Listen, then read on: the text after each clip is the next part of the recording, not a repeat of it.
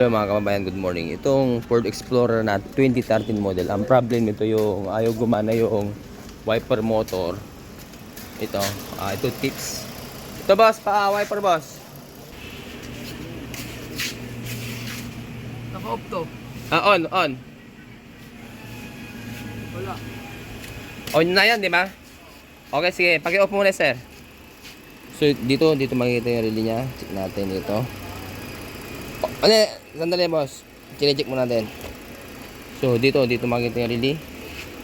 Ayan, check natin yung fuse kung buo. Ayun oh, so may kuryente. Ayun, so ibig sabihin okay yung fuse. So ayan. Ngayon, kunin muna natin yung itong relay na to. Ito yung relay niya.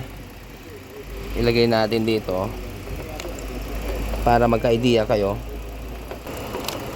So ito, kinuha muna natin yung relay dito mga kababayan. Tapos ilagay natin dito. Naka-off yan sir, di ba? Naka-off.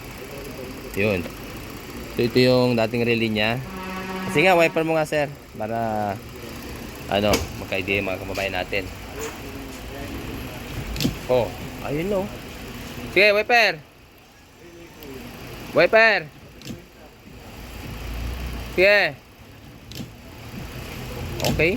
Ayun lang. So, ito ang problema yung relay. Dito makikita yung relay ng wiper motor. Okay na sir. Sige, pag-off na sir. Okay, ayun lang. Ito ang tips kung saan makikita yung relay ng wiper motor. So dito, tandaan niyo mabuti.